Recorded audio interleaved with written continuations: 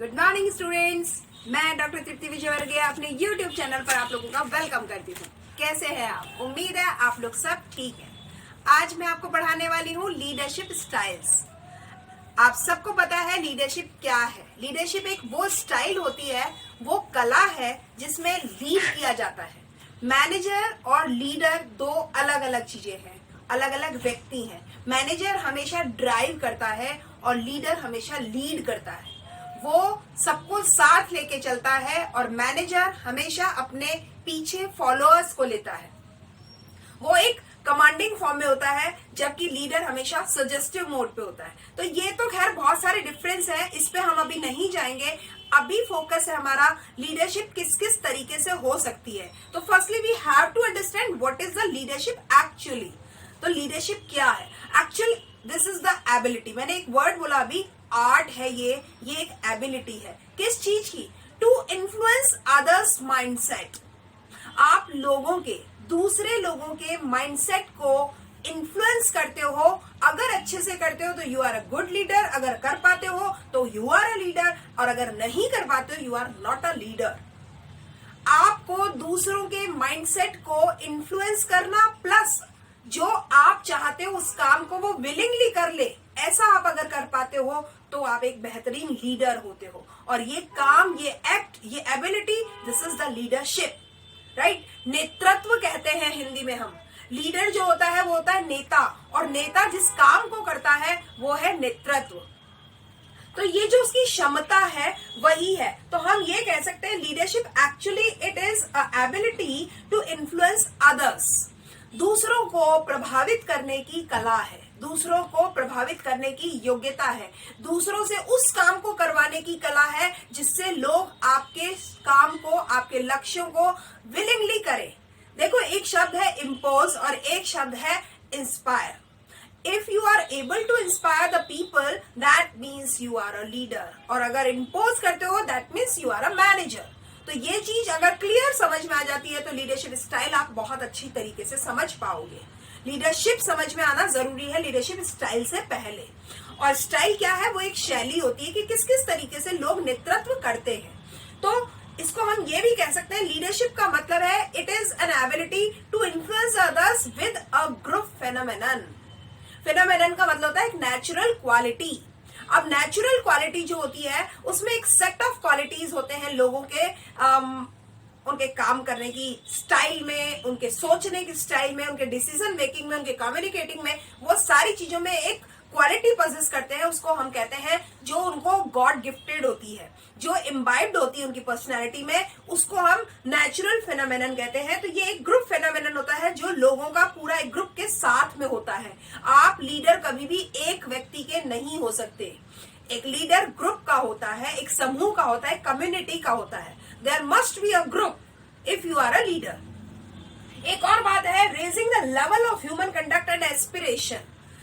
जो ethical aspiration होता है, नीतिगत बात को करना, या आपका जो जिस तरीके से ह्यूमन कंडक्शन को अपने लक्ष्यों की तरफ मोल्ड करवाने का काम होता है, वो इसकी खासियत होती है। तो लीडरशिप में ये सब काम होते हैं कि आप लोगों के एफर्ट और एनर्जी को किस तरीके से एक डिजायर्ड डायरेक्शन में फोकस कर पाते हो और गोल अचीव कर पाते हो। ये गोल भी पर्सनल नहीं होता, ऑर्गेनाइजेशनल होता है या ग्रुप गोल होता है।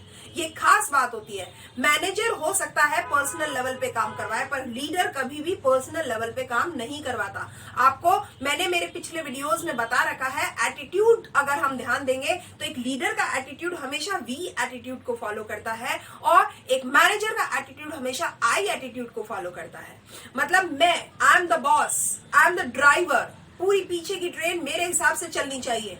जबकि लीडर जो होता है सबको साथ लेके चलने वाला व्यक्ति होता है। तो वो डायरेक्शन के साथ साथ आपको डिसीजन मेकिंग में भी हेल्प करता है, मोटिवेट भी करता है, कम्युनिकेट भी करता है।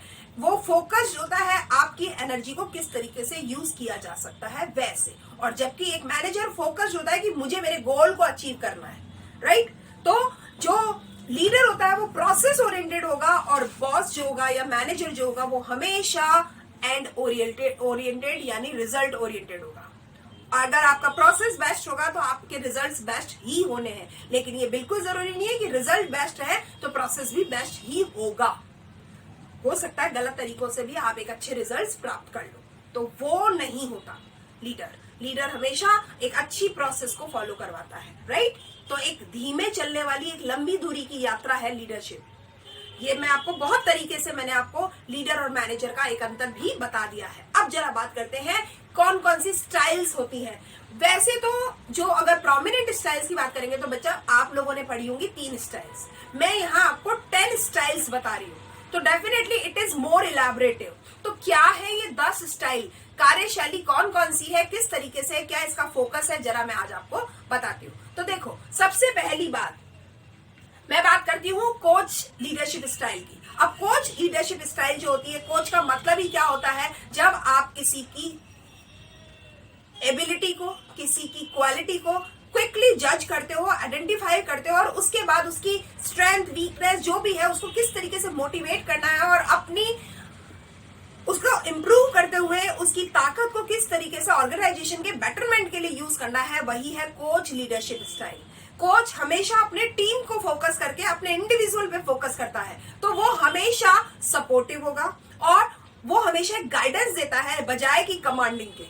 कोच का काम क्या होता है, वो कमांड नहीं करता, वो आपको गाइड करता है। गाइड करता है का मतलब है आपको टाइमली वो गलतियां होने से रोक देगा, वो आपको टाइमली सही दिशा दे देगा, वो वैल्यू लर्निंग होगा, यानी आपको एक तरीके से सिखाएगा ताकि आपका ग्रोइंग हो, आपका ग्रोथ होना चाहिए, और हमेशा क्वेश्चंस पूछने के लिए आपको मोटिवेट करेगा, आपको गाइड करेगा कि आप काम कैसे कर सकते हो। वो बैलेंस बनाता है नॉलेज के बीच में और दूसरे लोगों की जो भी काम करने की स्टाइल है उसके बीच में। तो हमेशा जो कोच होगा वो सेल्फ अवेयर तो होगा ही होगा, वो इंडिविजुअल को अप ऊपर करने में बहुत हेल्पफुल होता है, तो वो सपोर्टिव होते हैं। ये इसकी कोच की मैंने आपको बता दी। तो इसको अगर एक कीवर्ड में समझना हो, दैट इज अ मोटिवेशनल। तो आपको मैं थोड़ा उसका थॉरली और थोड़ा उसका कीवर्ड में बता दूंगी, तो आपको ये सारी चीज समझ में आ जाएगी। तो अभी हमने कोच लीडरशिप स्टाइल को पढ़ लिया है। हर एक लीडरशिप स्टाइल के अपने अपने बेनिफिट भी होते हैं, अपने अपने चैलेंजेस भी होते हैं, तो ये सारी चीजें जो है आपको धीरे समझ में आ जाएंगी। अब एक और बढ़ते हैं, विजनरी। आपको मेरे बोर्ड पे दिख रहा होगा, मैं पहले एक बार 10 के नाम बोल देती हूँ आपको कौन कौन से लीडरशिप स्टाइल्स है, तो जरा देखना। सबसे पहले है आपकी कोच स्टाइल, नंबर 2 है visionary style, number 3 servant style, फिर से सुन लेना, सर्वेंट स्टाइल। तीसरे के बाद चौथा है ऑटोक्रेटिक स्टाइल, नंबर 5 पे है laissez faire style, number 6 is democratic, 7 is pace setter, 7 है पेस सेटर, राइट। नंबर 8 पे है ट्रांसफॉर्मेशनल स्टाइल, नंबर 9 पे है ट्रांजैक्शनल स्टाइल, एंड नंबर 10 पे है ब्यूरोक्रेटिक स्टाइल, ब्यूरोक्रेटिक स्टाइल। तो अब मैंने आपको कोच का मतलब बता दिया है, जो कोच का मतलब है वही कोच स्टाइल में होता है, और उसका कीवर्ड है मोटिवेशनल। अब बात करते हैं विजनरी लीडरशिप स्टाइल। जो विजनरी होगा वो हमेशा व्यक्ति दूर की सोचेगा, प्रूडेंटशिप होगी उसमें, दूरदर्शिता होगी, और वो परसिस्ट करता है, वो बोल्ड होता है, बहुत रिस्क टेकर होता है। जो इस तरह का आदमी होगा, रिस्क टेकर होगा, स्ट्रेटेजिक ओरिएंटेशन होगा उसका, वो ऑप्टिमिस्टिक होगा, हमेशा नए नए तरीके से सोचेगा, तो वो विजनरी होता है। विजनरी लीडरशिप स्टाइल में वो नए तरीकों से नए अप्रोच को डेवलप करता है और अपने लोगों की क्षमताओं को पहचान करके मैग्नेटिक फॉर्म में काम करता है। ना केवल वो लग जाएगा बल्कि उन अपने साथियों को भी लगा लेगा, तो वो एक मैग्नेटिक फॉर्म में काम करता है और अट्रैक्ट करता है लोगों को अपनी तरफ, और अपने स्टाइल से लोगों को इन्फ्लुएंस करता है। तो रिस्क बियरर भी होता है, रिस्क टेकर भी होता है, और ऐसा आदमी जो होता है वो कंपनी को ना केवल ग्रो करता है, वो यूनाइट भी करता है उन टीम्स को, और पूरी कंपनी को ओवरऑल टेक्नोलॉजीज और प्रैक्टिसेस से रिलेटेड सारी चीजों में अपडेट करता है। ये है विजनरी। अब विजनरी का अगर कीवर्ड की बात करेंगे तो प्रोग्रेस फोकस्ड होता है, वो हमेशा उन्नति प्रधान काम करेगा, उसका फोकस ही उन्नति है।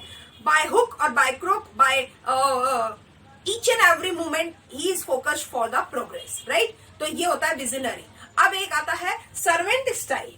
अब सर्वेंट लीडरशिप स्टाइल जो होती है, आप जरा एक बात ध्यान देना, सर्वेंट कौन होता है, बहुत ही लॉयल होता है, बहुत ही सपोर्टिव होता है, बहुत ही केयरिंग होता है, बहुत ही आपको पर्सनल अटैचमेंट होता है। एक अच्छा सर्वेंट जो होता है वो अपने मालिक के प्रति हमेशा वफादार होगा, वो उसकी बहुत केयर करेगा, बहुत सपोर्ट करेगा, उसके साथ में उसका कम्युनिकेशन स्किल्स बहुत अच्छा होता है। इवन एक वर्बल कम्युनिकेशन की ही जरूरत ही नहीं पड़ती, वो नॉन वर्बल, वो इशारों में भी चीजों को समझ जाता है। एक सर्वेंट के साथ यही तो होता है, वो मास्टर के हर एक इशारे को, हर एक काम को, हर एक नजर को पकड़ता है, वो समझ जाता है। तो वो ना केवल कोलैबोरेटिव होता है, ना केवल वो एंगेजमेंट में फोकस होता है, वो हमेशा अपनी टीम को प्रोफेशनली आगे बढ़ाता है। Commit to growing the team professionally, ये सब खास बात होता है सर्वेंट स्टाइल में। तो जो सर्वेंट स्टाइल वाला होगा वो हमेशा अपनी टीम को ना केवल मोटिवेट करेगा बल्कि अपनी टीम का पर्सनल केयर भी करता है, उसे फर्क पड़ता है। एक्चुअली वो पीपल ओरिएंटेड होता है, वो वर्क ओरिएंटेड तो होता ही होता है, पर पीपल ओरिएंटेड भी होता है। वो ना केवल सिंपैथेटिक होगा बल्कि एम्पैथेटिक भी होगा। वो अपने आप को आपकी नजर के रखकर, आपकी जगह पर रखकर फिर डिसीजन मेकिंग करता है। ऐसा होता है जो सर्वेंट स्टाइल लीडरशिप फॉलोअर होता है। अब इसका अगर कीवर्ड कहेंगे तो वो हम्बल होता है और वो प्रोटेक्टिव होता है। वो ना केवल विनम्र होगा बल्कि वो सुरक्षात्मक भी होता है। राइट, अब आगे बढ़ते हैं। ऑटोक्रेटिक, ऑटोक्रेटिक का मतलब है जहां अथॉरिटी होगी वहां ऑटोक्रेटिक होगा। ऑथोरिटेरियन स्टाइल जो होती है उसमें क्या होता है, कुछ लोग होते हैं जो रिजल्ट ओरिएंटेड होते हैं और वो अपनी एफिशिएंसी को और रिजल्ट्स को फोकस करते हैं, उसी को वो टारगेट करते हैं। तो इस तरह के जो लीडर होते हैं वो हमेशा सेल्फ कॉन्फिडेंट होंगे। याद रखना, वो सेल्फ कॉन्फिडेंट होंगे। क्यों? क्योंकि उनके पास ना केवल पोजीशन है बल्कि उनके पास पावर है। दो चीजें हमेशा एक व्यक्ति की परफॉर्मेंस को बढ़ाती है। देखो, मैं 4 P बोल रही हूँ इस समय। P person, P position, P power और P परफॉर्मेंस। एक पर्सन की performance just because of the position and power change हो जाती है। फिर से ध्यान से सुनना, the performance of person is influenced just because of their position and power. तो ये जो पी का खेल है ये समझ में आना चाहिए। If you have a power, if you have a position, your performance will be change and your personality definitely will be change. Right, तो are you getting my point? तो जो ऑथोरिटेरियन होते हैं या जिनको अपन ऑटोक्रेटिक भी कह रहे हैं, ऑटोक्रेटिक का मतलब है कुछ लोग, ऑटोक्रेटिक का मतलब होता है कुछ लोग, अल्प। ये लोग बहुत सेल्फ कॉन्फिडेंट होते हैं, सेल्फ मोटिवेटेड होते हैं, इनका क्लियर होता है, सारी चीजें क्लियरली फोकस्ड होते हैं, कंसिस्टेंट एफर्ट्स होते हैं, वो रूल्स को फॉलो करते हैं, डिपेंडेबल होते हैं बहुत ज्यादा, क्योंकि अधिकारी जो होगा वो अपने नीचे वाले लोगों से काम करवाएगा, तो वो पूरी तरीके से डिपेंडेबल होते हैं। वो खुद नहीं करते, वो केवल आदेश देते हैं, उस आदेश की वो पालना करवाते हैं। तो उनकी वैल्यू जो है वो हाई स्ट्रक्चर्ड एनवायरनमेंट की होती है और वो हमेशा सुपरवाइज करने में बिलीव करते हैं कि वर्क एनवायरनमेंट सही है या नहीं है। क्यों? क्योंकि उन्हें लगता है अगर एनवायरनमेंट गलत हो गया, खराब हो गया, तो काम कभी भी अच्छा हो ही नहीं सकता। तो ऐसे लोग जो होते हैं वो हमेशा हाई लेवल थिंकिंग रखते हैं और अपने लोगों को साथ में लेकर के चलते हुए अपने गोल्स को फोकस रखते हैं। तो जो ऑटोक्रेटिक होगा वो हमेशा ऑथोरिटेरियन होगा, अधिकारित्मकता होगी उसमें। राइट, एक और अपने लीडरशिप स्टाइल की तरफ बढ़ रहे हैं, लेजर्स फेयर। अब लेजर्स फेयर का क्या होता है? जो ऑटोक्रेटिक स्टाइल है उसका ठीक उल्टा होता है। ध्यान देना, जहां पे आप अधिकारों की बात कर रहे हो, पावर और पोजीशन की बात कर रहे हो, वहां पे लोग फ्री छोड़ देते हैं, चीजों इजीली जाने देते हैं। वो अपने टीम मेंबर्स पे बिलीव करते हैं, वो ये मानते हैं कि आपको कोई सुपरविजन की जरूरत नहीं है, आपको कोई मैनेज करने की जरूरत नहीं है। You are all well sufficient, well efficient and well developed. तो आपको कमांड करने की जरूरत ही नहीं है, वो हर काम आपके ऊपर छोड़ देते हैं। तो जो ऐसे लोग होते हैं वो इफेक्टिवली डेलीगेट करते हैं कामों को। वो अथॉरिटी में विश्वास नहीं करते, वो डेलीगेशन में विश्वास करते हैं, वो फ्रीडम ऑफ चॉइस में विश्वास रखते हैं। वो हमेशा आपको सफिशिएंट रिसोर्सेज, सफिशिएंट टूल्स वगैरह सब प्रोवाइड करेंगे, आपको काम के लिए उचित माहौल देंगे, साथ में वो आपको एक आजादी भी देंगे कि आप अपने निर्णय खुद ले सके। वो केवल तभी कंट्रोल करते हैं जब उन्हें लगता है कि अब कंट्रोल की जरूरत है, अदरवाइज नॉर्मल कंडीशंस में वो आपके ऊपर छोड़ देते हैं चीजों को। क्यों? क्योंकि वो अपने लोगों पर बहुत ज्यादा विश्वास करते हैं और कंस्ट्रक्टिव क्रिटिसिज्म होता है इसमें। अगर क्रिटिसिज्म भी होता है तो कंस्ट्रक्टिव होता है। लीडरशिप क्वालिटीज होती है वो डेवलप होती है और हमेशा एक ऑटोनॉमस वर्क एनवायरनमेंट को वो प्रमोट करते हैं। अपने आप लोग अपना काम कर लेंगे, there is no need to control strictly, ऐसा बिलीव करते हैं जो लोग लेजर्स फेयर स्टाइल के होते हैं। तो लेजर्स फेयर का अगर हम बात करेंगे कीवर्ड की तो वो होता है डेलीगेटिंग। वो लोग कामों को बांटने में विश्वास करते हैं। राइट, कोई कंट्रोल नहीं, कोई खास बात नहीं। अब आ जाते हैं आगे डेमोक्रेटिक में। अब डेमोक्रेटिक जो है it is a mix version of, वो पार्टिसिपेटिव लीडरशिप की बात करेगा। डेमोक्रेटिक को हम ये कह सकते हैं कि ये कॉम्बिनेशन है ऑटोक्रेटिक और लेजर फेयर का, क्योंकि ऑटोक्रेटिक में बहुत ज्यादा कंट्रोल और कमांडिंग है और लेजर फेयर में बहुत ज्यादा इजी लिबरल चीजें हैं, लिबर्टी है, आजादी है ना। तो इन दोनों के बीच की एक चीज है डेमोक्रेटिक। अब डेमोक्रेटिक जो होगा ना उसमें हमेशा वैल्यू ग्रुप डिस्कशन को वो फोकस किया जाएगा, सारी चीजों की जो इन्फॉर्मेशन होगी उसको सबको गैदर करके फिर एक अल्टीमेट बेस्ट डिसीजन लिया जाएगा। उसमें लोगों को रैशनल डिसीजन मेकिंग की तरफ प्रमोट किया जाता है, यानी समझदारी भरे निर्णय लो, जल्दबाजी के निर्णय ना लो, फ्लेक्सिबिलिटी होनी चाहिए, प्रैक्टिकल डिसीजन मेकिंग होनी चाहिए और मेडिएशन जो होता है वो बहुत ही अच्छा होता है। बहुत ही अच्छे से लोगों को वर्क एनवायरनमेंट प्रोवाइड किया जाता है ताकि लोग अपने आइडियाज को, अपने सजेशंस को, अपने क्रिटिसिज्म को शेयर कर सके। ऐसा नहीं हो बहुत ज्यादा कमांड होता है तब भी लोग अपने अच्छे विचारों को नहीं शेयर कर पाते हैं और बहुत ज्यादा इजी चीजें आती है तो लोग सोचते हैं फालतू एक नया आइडिया दे दिया तो काम और करना पड़ेगा। तो ये दोनों की जो बीच की स्टाइल है यही है डेमोक्रेटिक। डेमोक्रेटिक एक बहुत ही प्रैक्टिकल सोल्यूशन होता है लीडरशिप स्टाइल में। ठीक है, अब जरा आगे बढ़ते हैं। डेमोक्रेटिक का ही आपको मैं बता देती हूँ जो कीवर्ड है, that is the supportive and innovative. अब आगे बढ़ते हैं पेस सेटर। पेस सेटर का कीवर्ड है हेल्पफुल।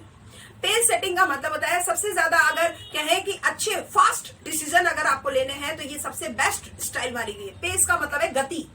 वो लोग एक गति डायनामिक फॉर्म में काम करते हैं, वो फोकस करते हैं परफॉर्मेंस पर, उनके हाई स्टैंडर्ड्स होते हैं, वो टीम मेंबर्स को बहुत अपने गोल्स के लिए अचीव करने के लिए बहुत तेजी से प्रमोट करते हैं, हाई बार्स को सेट कर देते हैं, गोल सेट कर देते हैं और फिर तारीफ कम करेंगे। ध्यान रखना जो पेस सेटर होते हैं वो तारीफ वगैरह करने में कोई टाइम वेस्ट नहीं करते हैं, कोई टाइम नहीं लगाते हैं, वो सीधा हाई गोल्स की तरफ जंप करते हैं और जितना ज्यादा जल्दी आगे बढ़ा जाए उस चीज में बिलीव करते हैं। आगे से आगे हाईली कॉम्पिटेंट होते हैं, फुल कंपटीशन को वो प्रमोट करते हैं और वैल्यू परफॉर्मेंस जो होती है उनकी ज्यादा होती है बजाय कि वो सॉफ्ट स्किल में। उनका कम्युनिकेशन नहीं है, उनको चीजों को क्लियर है, उनको पता है काम को कैसे करना है, थोड़ा सा फास्ट मूविंग होते हैं वो, राइट। तो वो जो ऐसे लोग होंगे वो काम को फोकस करते हैं, उनको पता है काम कैसे करना है, उनको पता है क्या गोल है, क्या टारगेट है और हमारी टीम में कौन है। ये सारी चीजें पेस सेटर में होते हैं। वो इजी धीरे चलने वालों में से नहीं होते, वो बहुत गतिमान होते हैं। मैं आपको इंश्योर कर रही हूँ इस वाले टॉपिक में आप जो ये नए नए तरह की स्टाइल्स पढ़ रहे हैं, हो सकता है कई स्टाइल्स आपने कभी सुनी भी नहीं होंगी। तो ये वीडियो आपकी इस नॉलेज को बहुत एनरिच करने वाला है। मैं आपसे एक चीज की रिक्वेस्ट हमेशा करती हूँ कि बच्चों आपको मेरी क्लास अगर पसंद आती है तो अपने फ्रेंड्स को, अपने कलीग्स को, अपने साथियों को ये चीजें शेयर करो ताकि ज्यादा से ज्यादा स्टूडेंट्स को इसका बेनिफिट मिले। मेरा focus actually maximum to maximum sharing है। मैं नॉलेज को इसीलिए शेयर कर रही हूँ ताकि आप लोगों को फायदा हो। क्यों? क्योंकि आप लोग अभी यंग ब्लड हो, आप लोगों को आगे जाकर के बहुत कुछ करना है। तो I just focus for to enhance the knowledge, right. तो इसे जरूर आगे से आगे शेयरिंग करो। अब एक और चीज करते हैं, पेस सेटर जब हो गया है इसका कीवर्ड है हेल्पफुल। वो लोग हेल्प करते हैं आगे बढ़ने में। अब ट्रांसफॉर्मेशनल। ट्रांसफॉर्मेशनल का मतलब है ये होते हैं, खास चीज है इसमें म्यूचुअल रेस्पेक्ट होता है लोगों का आपस में और एक तरीके से ये कोच ही होते हैं, एक दूसरे के लिए एक दूसरे की हेल्प करते हैं, कम्युनिकेट करते हैं, गोल सेट करते हैं, मोटिवेट करते हैं। तो एक तरीके से यूं कह सकते हैं कि ये अपना टाइम लोगों की हेल्प करने के लिए भी और अपने रेप्लिका बनाने में भी यूज करते हैं। इसमें एनकरेज करेंगे, लोगों को प्रोत्साहित करते हैं, वो दूसरों को अपने गोल्स को अचीव करने के लिए वो इंस्पायर करते हैं। एक बिग पिक्चर की उनकी थिंकिंग होती है, उनका इंटेलेक्चुअल डिसीजन मेकिंग होता है और वो बहुत ही क्रिएटिव होंगे। हमेशा याद रखो जो ऑर्गेनाइजेशनल नीड्स होती है उनको वो बहुत बेहतरीन तरीके से समझ पाते हैं। तो जो ट्रांसफॉर्मेशनल होगा वो हमेशा पर्सनल कनेक्शन डेवलप करता है अपने टीम मेंबर्स के साथ में और वो बूस्ट करता है कंपनी के मोरल और रिटेंशन में। ज्यादा से ज्यादा आप कंपनी में टिके रहे, ज्यादा से ज्यादा कंपनी के प्रति आप लॉयल हो, एथिकल हो, इस चीज को वो लोगों तक ये मैसेज को पहुंचाते हैं। इससे एक मैग्नेटिज्म डेवलप होता है। तो ये तो होती है ट्रांसफॉर्मेशनल। इसमें हम ये कह सकते हैं कि ये एक चैलेंजिंग स्टाइल होती है। अब है ट्रांजैक्शनल।